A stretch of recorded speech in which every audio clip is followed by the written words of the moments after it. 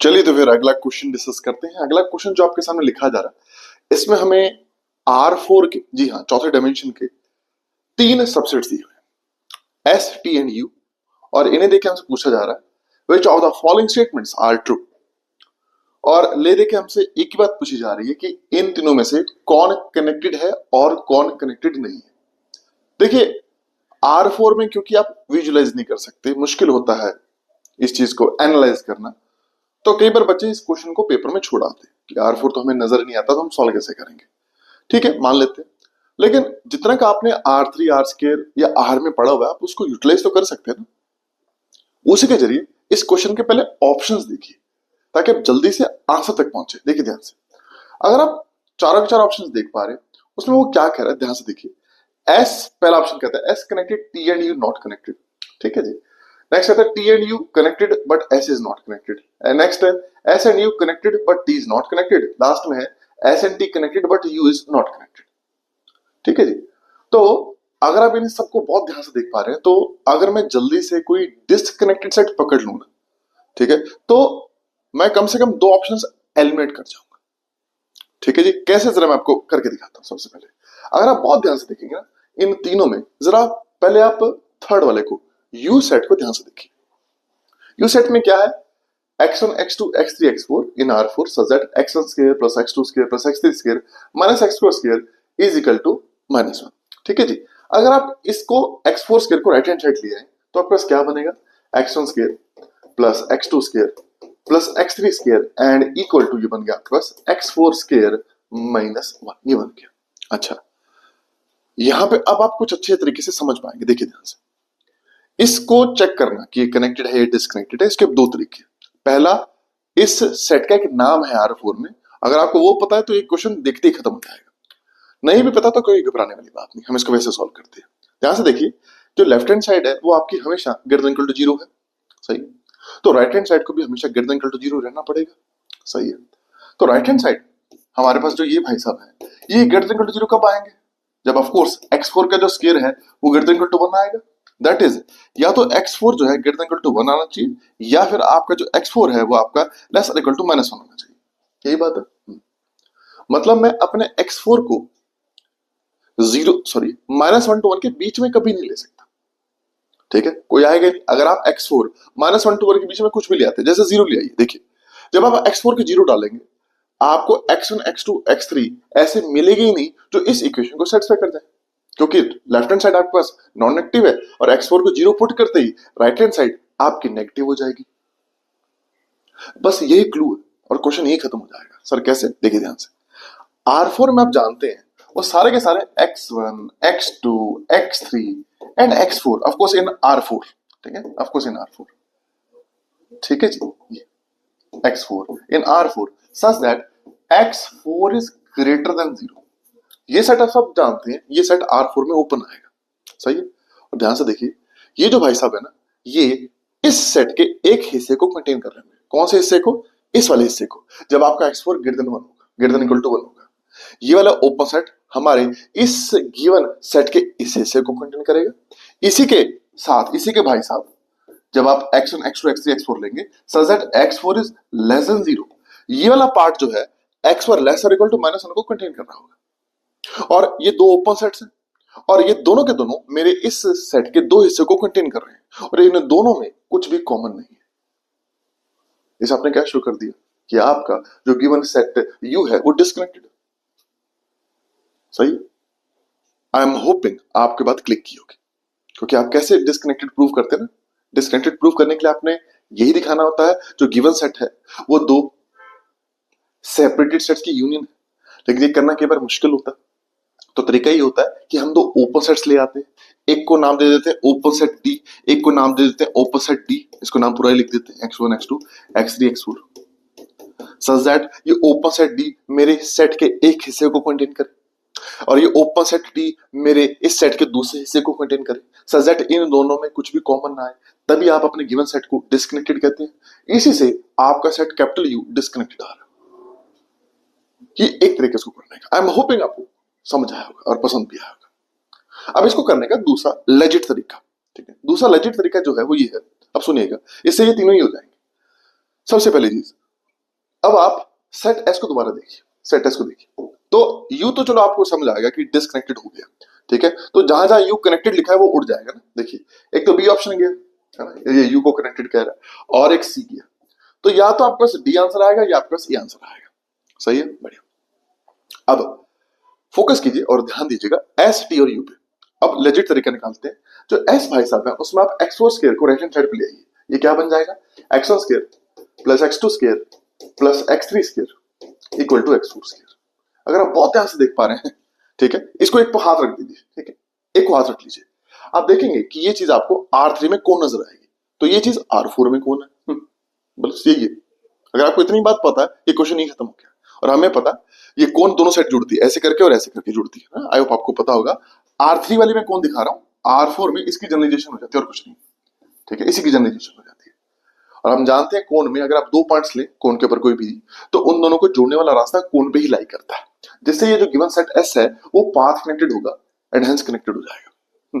मतलब set S पक्का आपके पास कनेक्टेड आएगा, मतलब आपने बी और सी काटा था ना, ठीक है जी, और हमें पता लग गया कि एस पक्का हमारे पास कनेक्टेड आ रहा है। तो अभी भी वैसे हम ए और डी पे पहुंचे, जब हम आगे चलते हैं टी को जरा पढ़ लेते हैं, टी देखिए क्या कहता है, क्योंकि ए और डी दोनों में एस को कनेक्टेड किया है, ठीक है जी।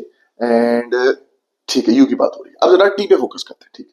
व्हाट इज टी, टी को भी करने का लेजिट तरीका देखिए।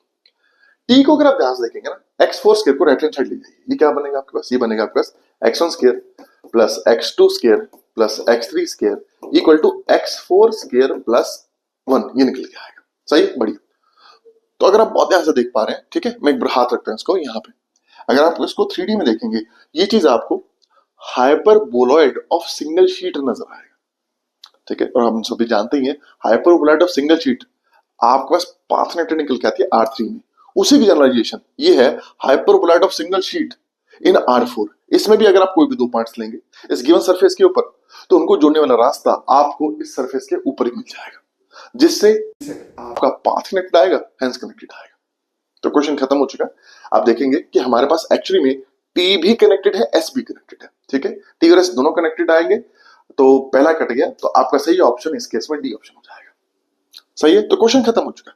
बट अब मैं थोड़ा सा आपको प्रॉम्प्ट करूंगा कि पेपर में ऐसे क्वेश्चन कर लेना चाहिए। कैसे, देखिए जो मैं बताने जा रहा हूं वो लेजिट तरीका तो नहीं, ठीक है, लेकिन पेपर में थोड़ा बहुत हिम्मत दे देता है, और अगर आप थोड़ा बहुत क्वेश्चन के क्लोज पहुंच चुके हैं तो कई बार ठीक आंसर हो जाता है। ऐसे सवाल को कोशिश किया कीजिए R3 में ले जाया कीजिए, और फिर पैटर्न को कैच किया कीजिए, उससे आप सही आंसर तक पहुंच सकते हैं। जैसा अभी मैंने कहा कि आप क्या करो, इस एक्शन स्क्वायर को हटा दो, सिर्फ इतने को पढ़ो, तो आपको दिखेगा कि एक्चुअली में एस को नजर आ रहा है। इस एक्शन स्क्वायर को हटा दो, सिर्फ इतने पार्ट को पढ़ो, तो आपको दिखेगा जो टी है वो R3 में हाइपरबोलॉइड ऑफ सिंगल शीट नजर आ रहा है। तो दोनों के दोनों वैसे ही कनेक्टेड नजर आ रहे थे, ठीक। और लास्ट में ये जो भाई साहब है, अगर आप इसको हटा देते हैं, सिर्फ इतने पार्ट को पढ़ते हैं, ये हाइपरबोलॉइड ऑफ डबल शीट नजर आता है, जो कि एक्चुअली में डिस्कनेक्टेड होता है R3 में, तो R4 में उसकी जनरलाइजेशन भी डिस्कनेक्टेड आएगी। अगर आप इतनी तेजी से कर सकें तो क्वेश्चन ऐसे भी हो सकता था। आई होप आपको ये क्वेश्चन समझ आया होगा। सही ऑप्शन इसका डी था। एंड अब हम आगे चलिए तो फिर अगले क्वेश्चन को डिस्कस करते हैं। अगले क्वेश्चन में आपको क्या दिया जा रहा है, वो कहते हैं जी let A cap be a unit vector parallel to the tangent at point P 1, 1, root 2 to the curve of intersection of these two surfaces, then the absolute value of the directional derivative of f of x y z equal to x square plus 2y square minus 2 root 11 z at P in the direction of a cap is। देखिए जी, question आसान है, direction derivative भी आपने निकालना और ये सीधे तरीके से निकल भी जाएगा, क्योंकि आपको पॉइंट पता वो दिया हुआ 1, 1 रूट 2, उस पॉइंट पे इस फंक्शन का डायरेक्शन डेरिवेटिव निकालना है। तो आप क्या करते हैं, उस पॉइंट पे इस फंक्शन का ग्रेडियंट निकाल लीजिए और फिर उसको डॉट कर दीजिए उस यूनिट वेक्टर के साथ जिस यूनिट वेक्टर के अलोंग आपसे डायरेक्शन डेरिवेटिव मांगा गया। अब सारा का सारा चैलेंज वो यूनिट वेक्टर निकालना ही है। अब वो ध्यान से समझिएगा, वो यूनिट वेक्टर कौन सा, वो कहता है जी ये दोनों सर्फेसेस आपको दी हुई, हाँ जी, ये दोनों एक दूसरे को काट रहे हैं इस पॉइंट के ऊपर। इस पॉइंट पे जाके आप देखिए जो इन दोनों की इंटरसेक्शन कर्व है, उस इंटरसेक्शन कर्व के ऊपर जो टेंजेंट आ रहा है उसके अलोंग जो यूनिट वेक्टर आ रहा है ना, वो हमारा रिक्वायर्ड यूनिट वेक्टर है। अब मन में सवाल यही उठता है कि यार ये निकालने कैसे, निकालना बड़ा आसान होता है, आपने कुछ नहीं करना, कुछ स्टेप्स याद रखने, सबसे पहले स्टेप में आपने क्या करना है, ये ध्यान रखना कि इन दोनों का जो कर्व ऑफ इंटरसेक्शन है उस पर भी जो तुम्हें यूनिट वेक्टर चाहिए वो एक्चुअली कैसे निकलेगा। आपने इन भाई साहब के ऊपर ये जो सरफेस है इसके ऊपर इस पॉइंट पे जाइए और आउटवर्ड नॉर्मल वेक्टर निकालिए। सर वो कैसे निकालते हैं, वो ग्रेडियंट करके निकालते हैं, वो अभी हम निकाल लेंगे, ठीक है। सेम इस पे कीजिए और दोनों वेक्टर्स का फिर कर दीजिए क्रॉस प्रोडक्ट, वो रिक्वायर्ड आपका ए कैप आपके पास आ जाएगा। शुरू करते हैं, ठीक है जी। टारगेट क्या है, इस पॉइंट पे पहले इस गिवन कर्व का आउटवर्ड जो नॉन वेक्टर है वो निकालना है। उसको कैसे निकालते हैं, बहुत आसान है। अगर आप इन भाई साहब को, ये जो आपको दिए हुए इसको आप S1 नाम दे देते हैं, किसको, 2x² plus 3y² minus z², 3 को उधर ले जाइए -3, ठीक है। S1 इक्वल टू 0 एक सरफेस हो जाएगा, ठीक है जी। ऑलराइट, तो मुझे उस गिवन पॉइंट के ऊपर, इसी कर्व के ऊपर, इस सरफेस के ऊपर आउटवर्ड नॉर्मल वेक्टर चाहिए। तो क्या करिए, कुछ ना कीजिए, ग्रेडियंट ऑफ S1 निकाल लीजिए। जी हाँ, किस पॉइंट पे, उसी पॉइंट पे, ठीक है जी। और ये ग्रेडियंट ऑफ S1 और कुछ नहीं देगा, आउटवर्ड नॉर्मल वेक्टर देगा उस पॉइंट के ऊपर। अगर आप इसी को इसके मैग्नीट्यूड से डिवाइड करेंगे तो ये यूनिट वेक्टर भी दे देगा, वो हम एंड में निकाल लेंगे। पहले जरा आउटवर्ड नॉर्मल वेक्टर निकाल लेते हैं। ये कैसे निकलेगा, ये तो आसान ही है। इन वैसे आपको अब आप क्या कीजिए, respect to x partial differentiate कीजिए, क्या आएगा आपके पास 4x एंड साथ में i कैप आ जाएगा। इन्हें कर दीजिए रिस्पेक्ट टू y, तो क्या आएगा आपके पास 6y साथ में j कैप आ जाएगा।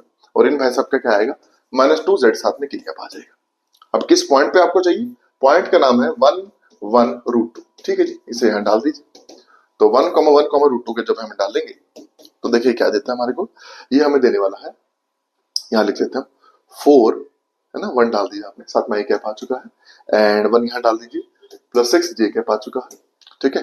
एंड √2 यहाँ डाल दिए तो आएगा -2 √2 एंड साथ में k कैप आ गया, सही।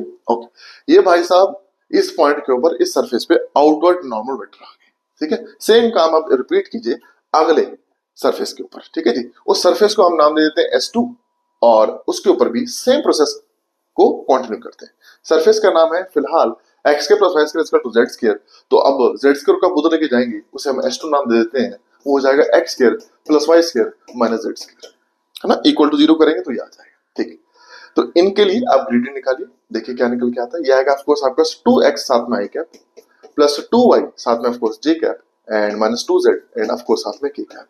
किस पॉइंट पे चाहिए, 1 1 √2 डालिए, इसमें 1 1 √2, 1 डालेंगे तो 2y कैप मिलेगा, ठीक है जी। फिर आप 1 दोबारा डालिए तो आपको क्या मिल जाएगा, 2j कैप मिल जाएगा, √2 यहाँ डाल दीजिए तो -2 √2 एंड साथ में k कैप हो जाएगा, सही। ओके, अब इन दोनों का आप क्रॉस कीजिए, एक वेक्टर निकल के आएगा, उसको उसी के मैग्नीट्यूड से डिवाइड कीजिए, आपको रिक्वायर्ड आपका a कैप मिल जाएगा, ठीक है जी। स्टेप 1 था S1 पे काम किया, स्टेप 2 था आपने S2 पे काम किया, स्टेप 3 में a कैप निकालने के लिए हम इन दोनों का पहले क्रॉस करते हैं, ठीक है। क्रॉस जब आप करेंगे, ठीक है जी, तो क्रॉस में क्या होगा, आपको ऊपर i कैप, फिर j कैप, यहाँ पे k कैप आ जाएगा, ठीक है जी। 4 6 -2 √2 कर दीजिए, नीचे 2 एंड -2 √2 कर दीजिए, सही है। लाइए इसे इवैल्यूएट कर लेते हैं, देखिए i कैप के साथ क्या आता है। i कैप के साथ आपके पास आएगा, देखिए उधर जाएगा -12 √2 प्लस 4 √2, ठीक है जी। -12 √2 प्लस 4 √2 आपके पास क्या आ जाएगा, यहाँ पे -8 √2 आपके पास आ जाएगा जी, सही है। माइनस j कैप के साथ देख लेते हैं क्या आता है, यहाँ से आपके पास आएगा -8 √2, ये आएगा प्लस 4 √2, ठीक है जी। तो रह जाएगा -4 √2 रह जाएगा जी, सही है जी, नाइस। आगे चलते हैं, k कैप के साथ देख लेते हैं क्या आता है, ये आएगा आपके पास 8 एंड -12 -4 आ जाएगा आपके पास, ठीक है जी। तो ये चीज आपके पास आ चुकी है, ठीक है जी। अब आप इसको इसी के मैग्नीट्यूड से डिवाइड कर दीजिए, ठीक है जी, आपको आपका रिक्वायर्ड a कैप मिल जाएगा। तो चलिए जरा पहले उसको निकाल लेते हैं, ठीक है जी। इसे रब कर लेते हैं और इसके मैग्नीट्यूड को पहले इवैल्यूएट कर लेते हैं, ताकि इसको इसे डिवाइड करके हम अपना रिक्वायर्ड यूनिट वेक्टर निकाल सकें। तो मैग्नीट्यूड क्या निकल के आएगा, आपको स्क्वायर रूट ऑफ, हाँ जी, इसका स्क्वायर। जब आप इसका स्क्वायर करेंगे तो ऑफकोर्स वो मुझे देगा 64 × 2 128, बाद में हम कर लेंगे, ठीक है। अभी आपको समझ आएगा। प्लस अगले वाले का स्क्वायर कीजिए, क्या आएगा, वो आएगा 16 × 2, सही है ना। प्लस अगले वाले का स्क्वायर कीजिए, वो 16 आएगा। देखिए ये मैग्नीट्यूड है इसका, 16 कॉमन लीजिए बाहर, तो बाहर 4 निकल के जाएगा, ठीक है जी। अंदर क्या बचेगा, 16 यहां से जा चुका, ठीक है जी। ओके, 16 यहाँ जाएगा, 4 × 2 8 आ जाएगा, ठीक है जी। एंड प्लस यहाँ पे 2 बचेगा एंड ऑफ कोर्स यहाँ पे 1 बचेगा, ठीक है जी। ये आपके पास आ चुका है 4√11 आ चुका है। तो इन्हीं भाई साहब को अगर आप 4√11 से डिवाइड करेंगे तो हमारे पास a कैप आ जाएगा। तो मैं इसको 4 से डिवाइड कर ही देता हूँ, है ना।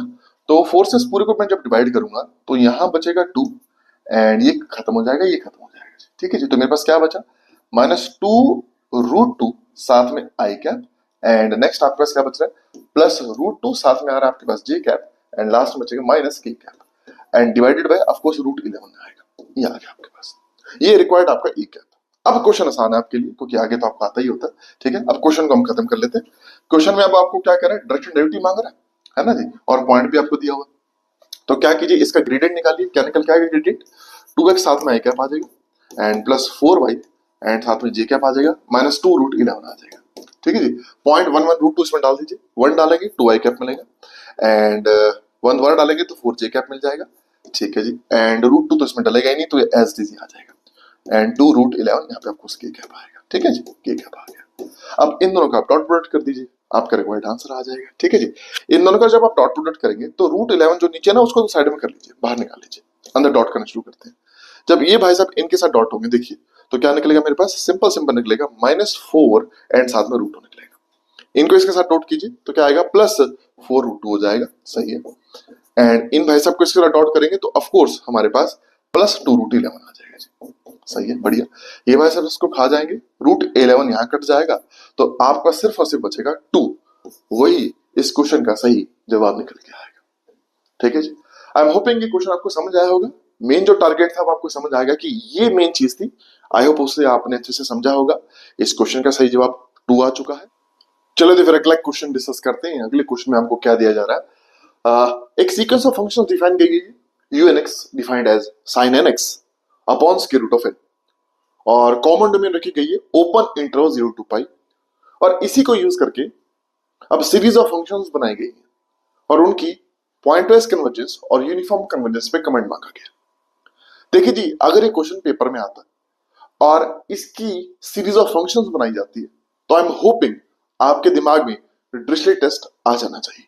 जी हाँ, इस क्वेश्चन में हम डिरिचलेट टेस्ट लगाने जा रहे हैं, और वो भी दो सर कौन से, एक होता है Dirichlet test for convergence of series, and एक होता है Dirichlet test for uniform convergence of series of functions.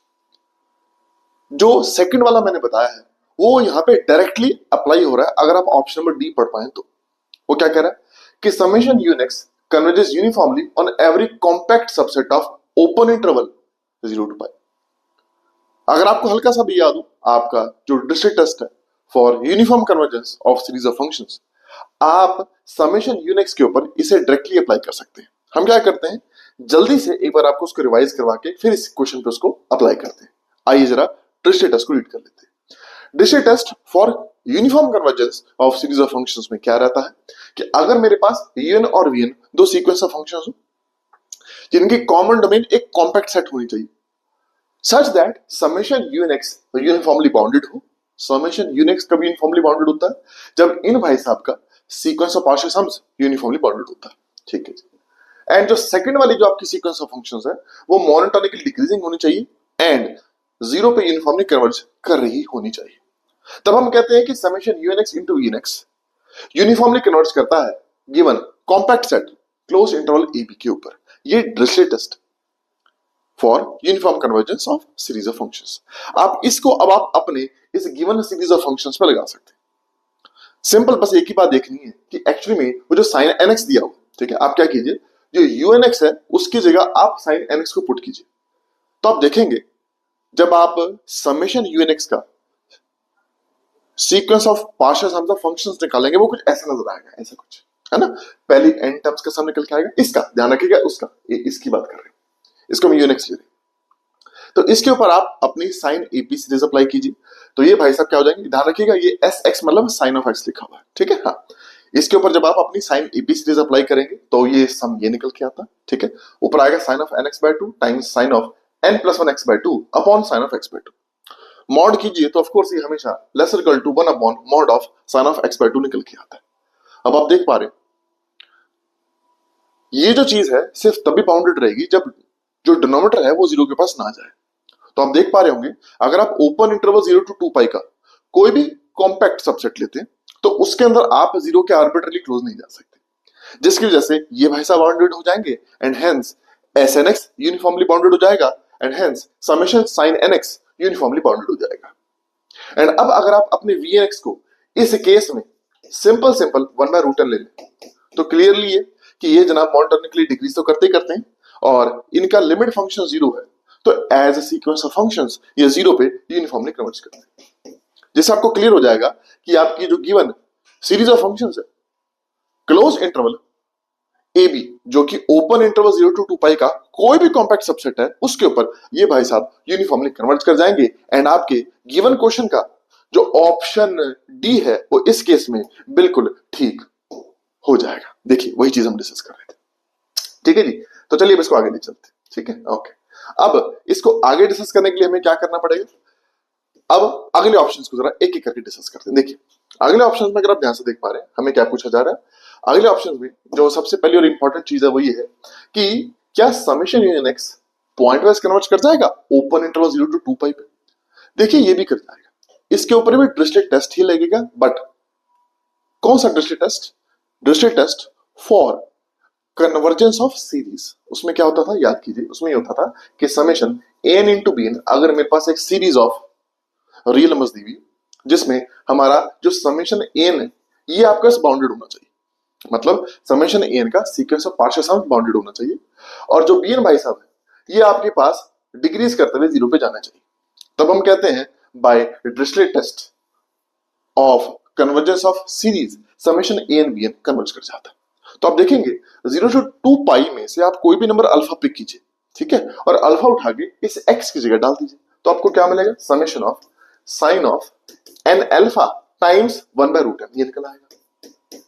तो आप देखेंगे अगर आप यहां पे एन को ये ले ले एंड अपने bn को ये ले ले तो आपका जो डिरिचलेट टेस्ट है फॉर कन्वर्जेंस ऑफ सीरीज उससे आपकी जो गिवन सीरीज है वो कन्वर्ज कर जाएगी। मतलब कोई भी पॉइंट अगर मैं 0 to पाई में से उठाता हूं उसके ऊपर ये सीरीज क्योंकि कन्वर्ज कर रही है तो समेशन यूनिक्स आपके पास इस केस में पॉइंट वाइज कन्वर्ज कर रही है।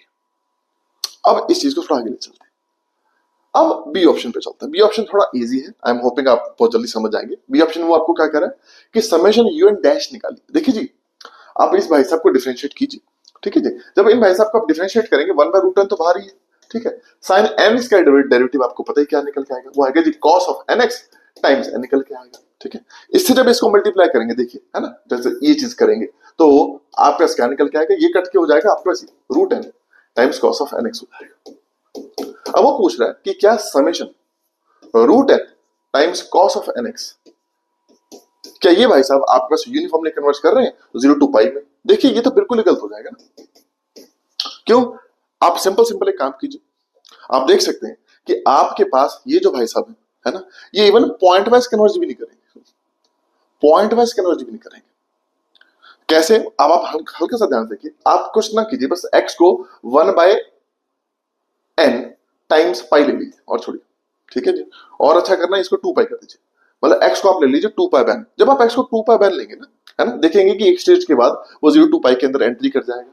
तो आप देखेंगे जब x को आप 2 पाई बाय n लेते हैं तो आपकी ये जो गिवन सीरीज है वो इवन कन्वर्ज ही नहीं करने वाली, ठीक है जी। इवन आप x को 2 पाई छोड़िए, आप 2 पाई बाय 6 ही डाल दीजिए यहाँ पे, तो आप देखेंगे इन भाई साहब की शक्ल कुछ ऐसी हो जाएगी √n, ठीक है जी। एंड अंदर आ जाएगा cos of n times 2 pi by 6 बोले तो पाई बाय 3। ये देखिए आप देख सकते हैं ये जो भाई साहब है इसकी जो एनाटम as n goes to infinity वही 0 को नहीं जा रही, क्यों, ये ऑसिलेट करेगा, ये इन्फिनिटी को जा रहा है, तो पक्की बात है इसके एनाटम 0 को ही नहीं जा रही, तो सीरीज डाइवर्ज कर जाएगी। हेंस मेरी summation un dash x point wise converge नहीं कर रही तो यूनिफॉर्मली कैसे कर जाएगी, तो बी ऑप्शन तो गलत हो गया। अब इस क्वेश्चन का जो मेन ऑप्शन है वो ऑप्शन नंबर ए है, उसे ध्यान से समझिएगा। देखिए ऑप्शन ए में वो आपको क्या कह रहा है, ऑप्शन ए में वो आपको कह रहा है क्या summation un x open interval 0 to पाई पे यूनिफॉर्मली कन्वर्ज करेगा। देखिए वैसे तो ये क्वेश्चन है मुश्किल, ठीक है, अगर आप इसको ना पूरे अच्छे से प्रूव करें तो, लेकिन अगर पेपर में इसको करना है तो हम इसको थोड़ा जल्दी कर सकते हैं। मैं आपको लंबा तरीका भी बता देता हूं, उसमें आप फ्रेस्नेल, जी हाँ FRESNEL फ्रेस्नेल इंटीग्रल को यूज करके पूरा प्रूफ कर सकते हैं कि summation un x open interval 0 to पाई में यूनिफॉर्मली कन्वर्ज नहीं करेगा। लेकिन अब अगर आपने इसको एग्जाम में करना है तो आप क्या कीजिए, ध्यान से देखिए, आपको पता है जब x 0 को अप्रोच करता है तो साइन x के जैसा हो जाता है। ध्यान से सुनिएगा, देखिए एज x अप्रोचेस 0 हमें पता है जो साइन x और x है ये बिल्कुल एक जैसे हो जाते हैं। ठीक है, इवन आपको पता भी as x goes to 0 sin x by x की जो लिमिट है वो 1 आती है, इसलिए 0 के छोटे से नेबरहुड में sin x और x बिल्कुल सेम हो जाते हैं। इवन अगर आप थोड़ा सा ग्राफ भी देखें ना, अगर ये sin x का ग्राफ है, ठीक है जी, तो x का ग्राफ अगर मैं ड्रॉ करूं तो कुछ ऐसा सा निकल के आता है। तो 0 के नेबरहुड में जो x है और sin x है बिल्कुल सेम हो जाते हैं। बट ये भी क्लियर है कि 0 के नेबरहुड में अगर x और sin x सेम हो जाते हैं तो 0 का एटलीस्ट एक नेबरहुड ऐसा मिलेगा, मैं ले लेता हूं मान लिया 0 टू डेल्टा, ठीक है जी, राइट नेबरहुड ले रहे हैं क्योंकि डोमेन में राइट साइड से बात हो रही है। 0 का मुझे एक राइट नेबरहुड ऐसा पक्का मिलेगा जिसमें एक स्टेज के बाद जो sin x है ना वो आपके x/2 से पक्का बड़ा हो जाएगा, क्योंकि वो तो x के क्लोज हो रहा है, x x/2 से बड़ा होता है 0 के राइट साइड वाले नेबरहुड में। तो पक्की बात है जो sin x है एक छोटे से नेबरहुड में, ठीक है, आपके पास x/2 से बड़ा हो जाएगा। इसे आप यहां यूज करके अपने पहले ऑप्शन को बहुत जल्दी उड़ा सकते हैं। सर कैसे, वो जरा मैं बात करता हूं। देखिए अब हमें पता है कि जो हमारा जो sin nx सही है जब आप अपने x को इस नेबरहुड में रखेंगे, ये जो भाई साहब है पक्का किसके बराबर निकल के आएंगे, nx की। तो पक्की बात है किससे बड़े या बराबर निकल के आएंगे, इवन बड़े ही निकल के आएंगे, किससे, आपके nx/2 से। रूट से डिवाइड कीजिए, रूट से डिवाइड करेंगे तो यहां रूट करेंगे तो रूट यहां निकल आ जाएगा, सही है। अब आप देखिए, अब बात हो रही है कि जनाब क्या समेशन ऑफ दिस 0 टू पाई में आपके पास यूनिफॉर्मली कन्वर्ट करेगा। आप नोटिस करेंगे 0 के इस नेबरहुड में अब अगर मैं समेशन की बात करूं तो आपको क्लियर है कि जनाब x अगर पॉजिटिव है तो ये जनाब तो डाइवर्ज करेगा इन्फिनिटी को, और ये भाई साहब इनसे बड़े हैं इस नेबरहुड में। तो पक्की बात है 0 के इस नेबरहुड में अब ये जो सीरीज है वो हमारे हाथ में आने वाली, सही है। जिससे मुझे पता लग गया कि यूनिफॉर्म कन्वर्जेंस वाली बात 0 टू पाई के अंदर तो करनी गलत हो जाएगी, और सिर्फ दिक्कत क्या है कि हम 0 के आर्बिट्रली क्लोज जा सकते हैं और कुछ भी नहीं, ठीक है जी। इसका और जो लंबा तरीका है वो फ्रेस्नेल इंटीग्रल से निकल के आता है। उसमें हम इस गिवन समेशन un(x) को 0 टू पाई में एक इम्प्रॉपर इंटीग्रल से कंपेयर करते हैं, 0 टू इंफिनिटी में साइन ऑफ x को यूज करते हैं। लेकिन उतना लंबा तरीका आपके ऑब्जेक्टिव टाइप एग्जाम में आपके लिए हानिकारक हो सकता है, तो आप जितना जल्दी हो सके कंपैरिजन टेस्ट यूज करके अपने इस ए ऑप्शन को कैंसिल करें। आई होप आपको ये समझ आया होगा कि यहाँ पे ऑप्शन ए कैंसिल आउट हो जाएगा, एंड ऑप्शन बी तो हमने पहले कैंसिल कर दिया था, सी और डी इस क्वेश्चन के सही जवाब निकल के आएंगे। आई होप आपको ये क्वेश्चन अच्छे से समझ आया होगा। चलिए तो अगला क्वेश्चन डिस्कस करते हैं। अगले क्वेश्चन में आपके सामने एक बड़ा ही बेहतरीन क्वेश्चन है, इसको हम पढ़ते हैं फिर से शॉर्ट ट्रिक से डिस्कस करेंगे बड़े मजेदार तरीके से। जरा देखते हैं क्या कहता है। Let's see the curve of intersection of the surface z² equal to x² plus y² and 4x plus z equal to 7। ठीक है, आप जानते ही होंगे कि ये जो चीज है वो आपके पास एक कोन निकल के आती है, और वो जो चीज है 3D में एक प्लेन निकल के आता है। वो ये कह रहा है कि आप ना इस कोन को उस प्लेन से काट दीजिए, ठीक है। फिर वो क्या कहता है, if P is a point on C, P is a point on C, जो कर्व ऑफ इंटरसेक्शन उस पर कोई पॉइंट P है, at a minimum distance from xy plane, at a minimum distance from xy plane, then the distance of point P from the origin is, ये आपने बताना, ठीक है जी। तो ऑफ कोर्स ये जो गिवन प्लेन है इस गिवन कोन को इन्फिनिटली मेनी पॉइंट्स पे काटेगा, उनमें से मुझे वो पॉइंट बताना है जो ओरिजिन के सबसे क्लोज है। देखिए इस क्वेश्चन को करने के दो तरीके, एक है जी लैग्रांज मल्टीप्लायर वाला मेथड, ठीक है जी, वो तो आप कर ही लेंगे, ठीक है जी। हम इसे कोशिश करते हैं किसी और तरीके से करने की, जी हाँ, ज्योमेट्रिकली इसे शॉर्ट ट्रिक से करने की कोशिश करते हैं। देखिए ये जो भाई साहब है ये तो आई एम होपिंग आप सबको ड्रॉ करने आते ही हैं। 3D में जब आप कोन ड्रॉ करते हैं ये कुछ ऐसा निकल के आता है, ठीक है जी, ऐसे करके ये आता है। ऑलराइट, नीचे इसको कर दीजिए, ये ऐसे निकल के आएगा। ऑलराइट, ये x एक्सिस, ये y एक्सिस, ये z एक्सिस। इंपॉर्टेंट है कि वो प्लेन कैसा दिखता है, वो अगर आपने पकड़ लिया ना ये क्वेश्चन ये भी खत्म हो जाएगा। उस प्लेन को ध्यान से देखिए, 3D में चलते हैं, ठीक है जी। इसे आप x एक्सिस कहिए, इसे आप y एक्सिस कहिए, इसे आप z एक्सिस कहिए, ठीक है। 4x plus z equal to 7 को आप ड्रॉ कैसे करेंगे 3D में। पहले आप क्या कीजिए, इसे xz प्लेन में तो ड्रॉ कर लीजिए, ठीक है जी, क्योंकि y तो है ही। xz प्लेन में इसको ड्रॉ कीजिए।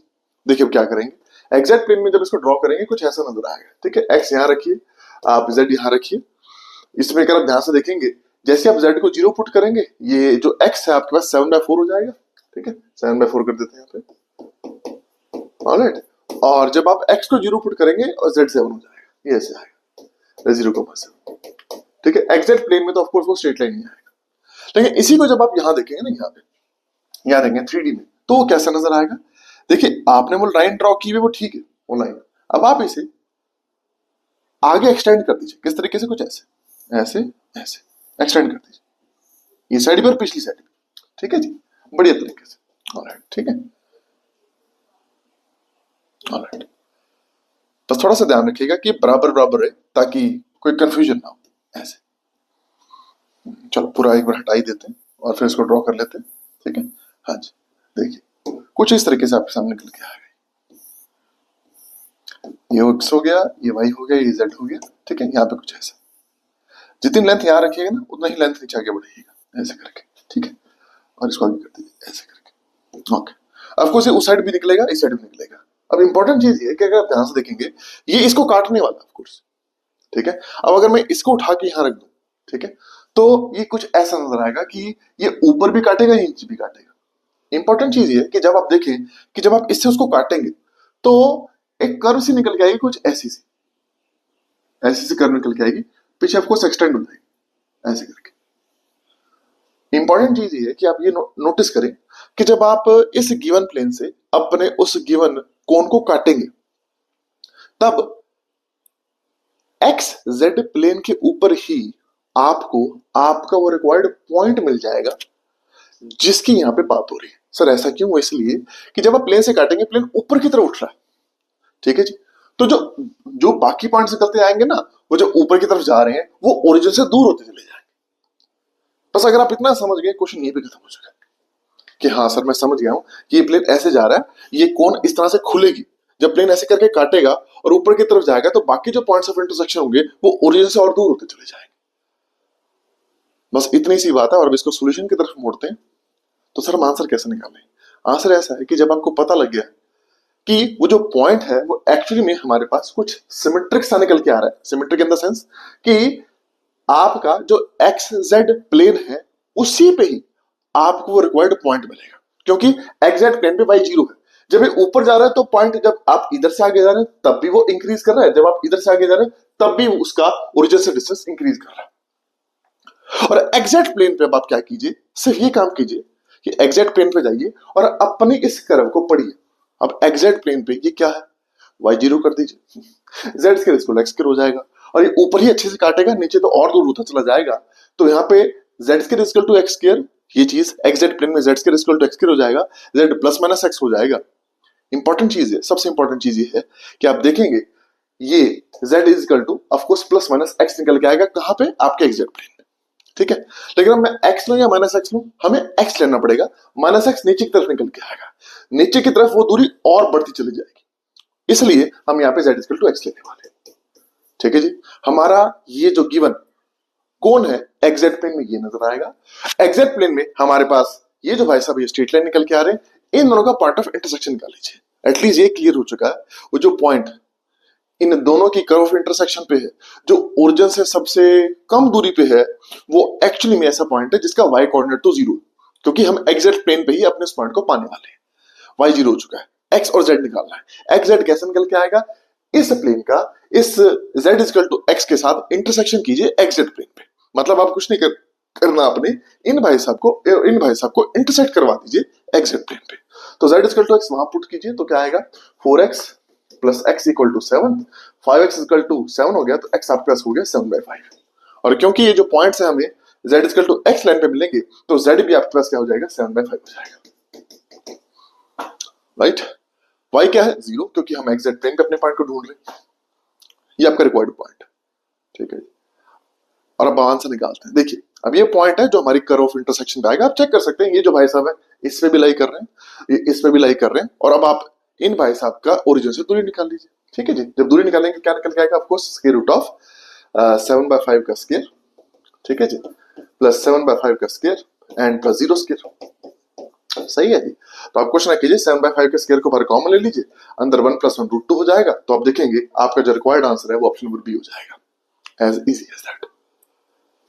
इंपॉर्टेंट ये था कि अगर आप बस ध्यान से ये देख सके कि आपका जो प्लेन है इस गिवन कोण को जब काट रहा है, ठीक है, सबसे पहली बात वो जो क्लोजेस्ट पॉइंट है वो आपको एग्जैक्ट प्लेन पे मिलेगा, क्योंकि बाकी अगर आप और तरफ निकलेंगे तो वो जो दूरी है बाकी पॉइंट्स ऑफ इंटरसेक्शन की वो ओरिजिन से और दूर होती चली जाएगी। एंड सबसे इंपॉर्टेंट, ये इन भाई साहब का जो स्लोप है 4x plus Z equal to 7 का जो स्लोप है वो ऊपर की तरफ और नीचे की तरफ में ज्यादा हमें ध्यान देना पड़ेगा कि वो जो पॉइंट में हमें मिलेगा z इक्वल टू x पे मिलेगा, क्योंकि ये जो प्लेन है ना ये प्लेन ऊपर भी काटेगा नीचे भी काटेगा, नीचे थोड़ा दूर काटेगा, जिसकी वजह से हमारा जो पॉइंट है वो z इक्वल टू x पे मिलेगा, z equal to minus x पे नहीं मिलेगा। वो आप डाल के भी चेक कर सकते हैं कि वो जो पॉइंट निकल के आएगा पॉइंट ऑफ इंटरसेक्शन नीचे वाला उसकी एक्चुअली में ओरिजिन से दूरी इस वाले पॉइंट से ज्यादा निकल के आएगी। ठीक है, तो आपका जो रिक्वायर्ड आंसर है वो 7/5 टाइम्स √2 हो जाएगा, देखेंगे ऑप्शन बी हो जाएगा। आई होप आपको एक क्वेश्चन का सोल्यूशन समझ आया होगा, पसंद आया होगा। अब हम इस क्वेश्चन के बाद आगे चलते हैं और अगले क्वेश्चन के सॉल्यूशंस को डिस्कस करते हैं।